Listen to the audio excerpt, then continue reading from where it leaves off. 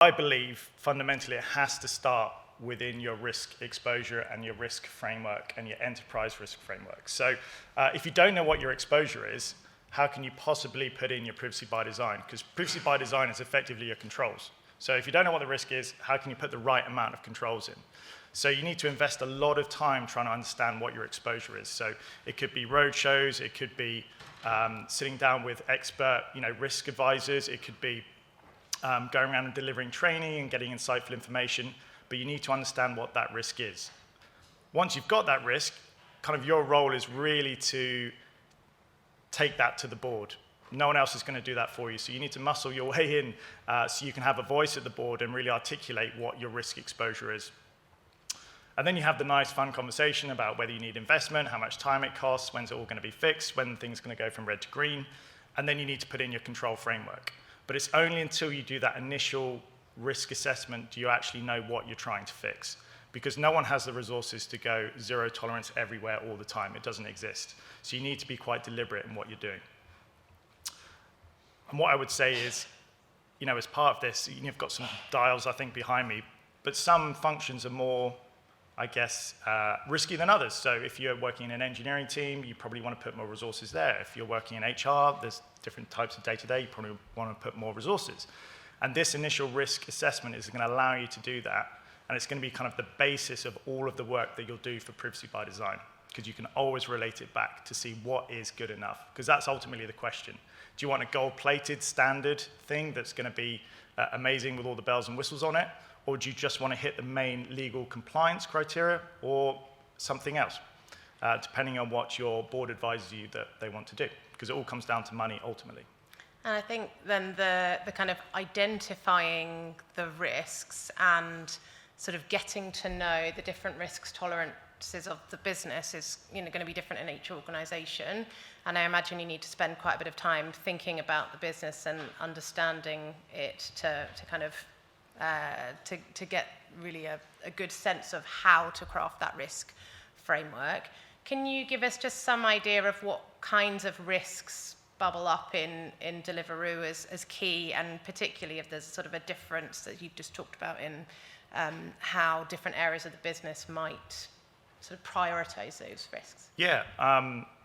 So I think behind me you've kind of got like the bare bones of what maybe a privacy framework looks like, and you can pretty much download this off ChatGPT, right? There's nothing new in here, revolutionary. It's about how you actually apply that. And I guess the difficulty is where you can break down each one of those into a risk and maintain that risk and control framework there. So the challenges and the risks that we have are more operational risks. So we scale up all the time. So if we're bringing in some new innovation, we're going to have to suddenly build up a new team, a new function. You have to do that very, very quickly. So we have more of the operational risks that kind of come with that. So you've got to keep all the original plates spinning while you're spinning up a new plate very, very quickly, which maybe traditionally in financial services, there was a lot more planning, Q2 planning, Q3 planning, Q4 planning, and you're able to plan around those types of scenarios. But when you're at the forefront of the technology, you have to do it on a dime, which is quite difficult. Yeah. So that's our biggest risk, the operational risk. Yeah, and I can imagine in some areas, for example, your public image is going to be an important driver, and whereas in sort of maybe your tech development area, there's a bit more kind of how do we make what we're doing very innovative and very creative, whereas sort of sales and marketing may be more attuned to kind of how is this going to affect the way the public perceive what we do, because if you get that wrong, then you're going to reduce the number of people who want to use the app, right? Yep, definitely. Yeah, no, absolutely. You have to look at what's externally facing, and you have to think about kind of your internal integrity as well around what you're going to do. So nothing's going to be judged necessarily in the same way. You may have more risk tolerance on more of a siloed function that doesn't have much data, that doesn't actually process much personal data. And then you've got other parts where you've got tons of it. You're doing experimental work, you're building new tools, you're doing some really interesting stuff that's going to ultimately help our customers. But to get there, you need to have those safeguards and controls in place. Otherwise, it's going to get out of control very quickly. And what about, you mentioned being in 10 different jurisdictions, so not only have you got your different risk tolerances across different departments, but do you kind of view the risk framework as a one-size-fits-all across different jurisdictions, or do you have to take different things into consideration? Yeah, it's a really hard one to answer straight away. The problem is ultimately I would like a one-size-fits-all, so one policy that would fit everywhere. These are your controls, you must do this all the time, everywhere, and it's your gold standard. In reality, it doesn't always work like that, and we have to understand that, I don't know everything about all those 10 different countries, so I need to get help in, and I need to know what those bare minimum legal requirements are and then build from them. So, going above and beyond in the regulations is always going to cost you money, so you have to defend that and you have to argue your case, and then at other times it may not make any sense to go above and beyond. It's just not practical or affordable. So it's a very tricky one. I'm in favor of the do everything the same everywhere, and then find those particular countries or particular requirements which are way lower, and then try and come up with a different solution for those.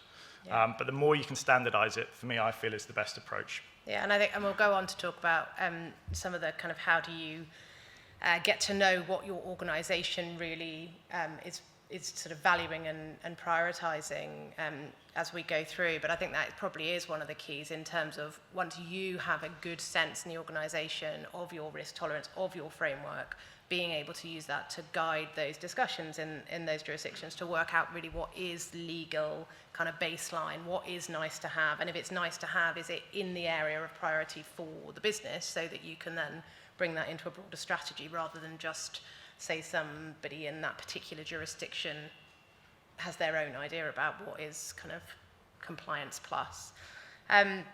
So now we have a good sense of kind of the risks in the organisation that you've identified. What do you do next? I'm glad you asked.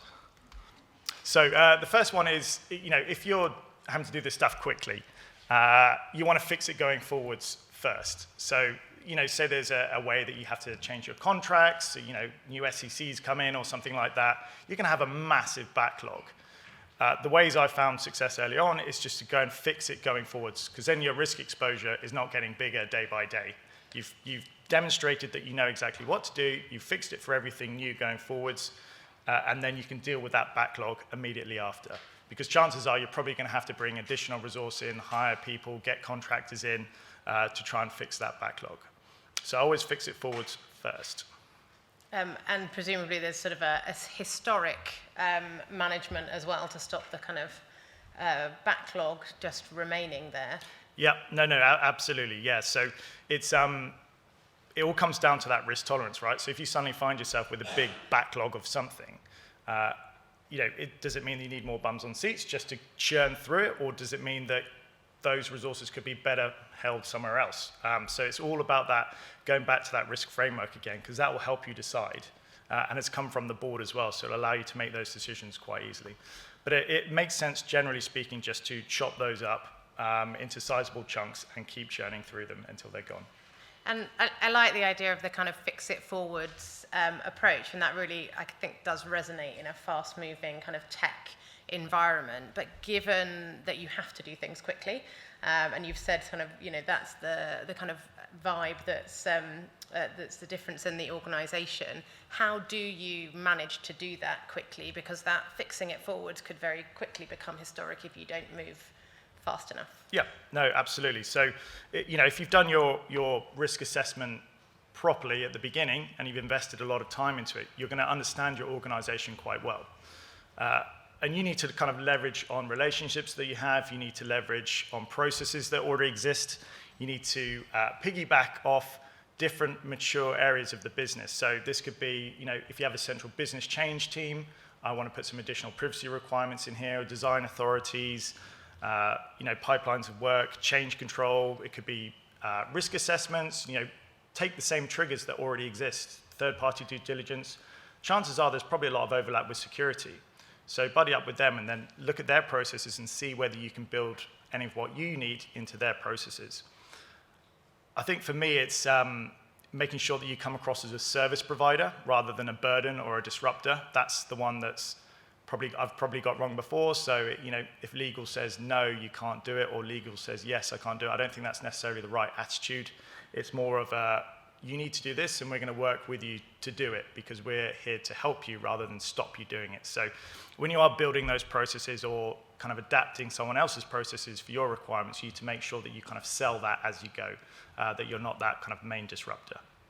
And I think you really do have to kind of understand then the business well in order to manage that tension between not being a disruptor but actually still managing the risk that you've already identified, because the risk is you go too far the other way and you kind of are a yes man or woman, and then your risk framework's gone out of the window. And so really sort of understanding kind of how to implement the risk framework within your particular organisation and get buy-in as you go along. I imagine that's key. Yeah, and just to add to that, depending on the maturity of your organisation, hopefully you already have a risk and controls enterprise framework set up with a risk taxonomy. So you can go to those risk experts in your organisation. It's a whole profession in itself, and they can help you understand where you fit into those buckets, and then you can get that direct view into the board.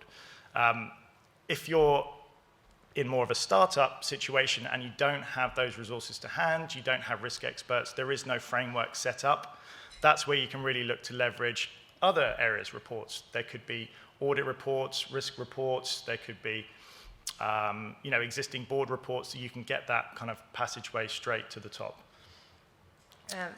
And so now you have your kind of framework in place, you've kind of leveraged your existing systems, so it's all very smooth. I imagine it's quite easy for people to find you. How do you stop kind of becoming a victim of your own success and sort of being inundated with requests for your opinion on things that they want to do in the business? Yeah, no, it's a really good point. If you've done the first parts properly, chances are a lot of teams or functions, people are going to start coming towards you, and it can be a little bit overwhelming if you're on Slack and you're on emails and you're have various other shared mailboxes, and you're getting pulled around into different meetings. So it's kind of up to us to really put that structure in place, and I think I've got filtering out the noise behind me. Not that it's necessarily noise, but you need to understand which bits you really care about. I'm going to keep linking it back to that risk framework, because that's going to point you in the direction of what you need to worry about. So the way we've done this before is we've used some sort of front door, and that is basically like a screening questionnaire, so maybe use those already on your DPIAs, but you can expand that out, and you can use tooling like Google Forms, OneTrust, Word Forms, anything like that to give yourselves a indication of some of the queries that are coming in and which ones you need to care about. So think about what's most high risk to you, whether it's Gen AI, whether it's sensitive personal data, whether it's a particular type of processing in your business, whether it's GPS data, anything like that, and make sure you spell that out and you tailor it to your business. So you know where to put those resources and which ones or which queries to sort out first. And I'm not sure whether this is something you do or whether it be more sort of in bigger businesses, but I imagine even those kind of privacy screener type forms may need to be modified for different areas of the business so that you prioritize what's most important in that particular area rather than only then getting the high risk kind of across the whole business and then always forgetting about one area. No, absolutely. I think probably if I just take an example, so when Gen AI came out and kind of hit everybody last year, of course Deliveroo wanted to be all over it because it was exciting and new. Can we do really interesting stuff for our customers and our riders? So what do you do on day one? This is kind of privacy by design straight from the beginning. The first thing we did was built that front door. So that means that we understand anywhere in the business where they want to use Gen AI. So at least we've got a good indication as to what the thinking is. What we did then is we made sure we had almost like a design authority as you would have in IT. You had the right people around the table and the right governance. So you're making the right decisions, the right people can actually see what we're trying to do with Gen AI, and then you form guardrails around it. And because it's new, those guardrails don't exist. You can't just Google them. So you're trying to take the principles of privacy by design, so I think there's 7 of them, but they generally follow the GDPR principles anyway, and then you apply those into your guardrails and make sure that you do it responsibly. But it allows you to take all that traffic in through one place and make sure that the right experts are seeing it, so you don't get any siloed teams going off and experimenting it without your oversight and your clearance. And then kind of over time, you can mature that. You'll probably see the same queries coming through. You can update your guidance. You could build your controls out and make it more and more self-service over time.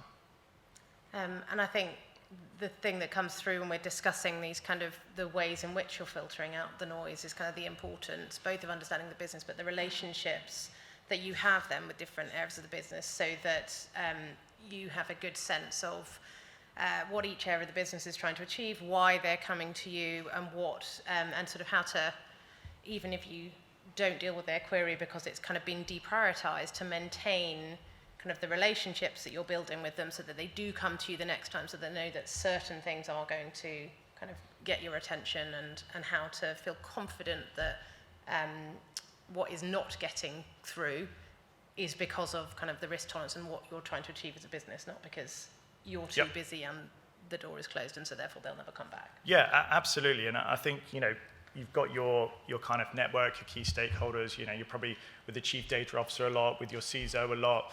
You're working across your different engineering teams. You're working across the legal, HR teams. So you should hopefully have that network in place already, but it's also being quite transparent with them about your own risks, so they can understand and get buy-in as to what you're trying to achieve. So the reason why you've been deprioritized is because we have a bigger one over here that we need to look at, and it's being able to sell that and make sure you get the buy-in from them with their programs as well.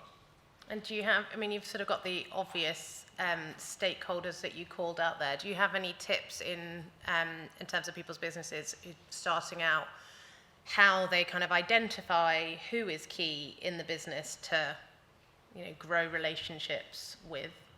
Yep, yeah, definitely. I think for me, obviously you have your generic coffees and things like that, but I think the ones that really actually make sense are where you can go and be that service provider for someone. So they understand that you're there to make their lives easier, not to disrupt them. I think behind me I've got Jeff. It doesn't have to be called Jeff, this person, it could be anybody. But Jeff is basically the person who's been there since the lights went on. They've probably gone through about 3 transformations. They know every system, they know all the legacy data, they know why every decision was ever made in that company. And they kind of sit somewhere in middle management, and that is the person to befriend first, I feel. You can ask them any question, they'll probably know why things are like the way they are, why they're not working, why we made that decision 2 years ago that's now causing us problems. Definitely find your Jeff in the organization and stick with them, because their network is probably better than yours, and you probably want to leverage their network. And I found that out relatively recently, and it's still yielding results.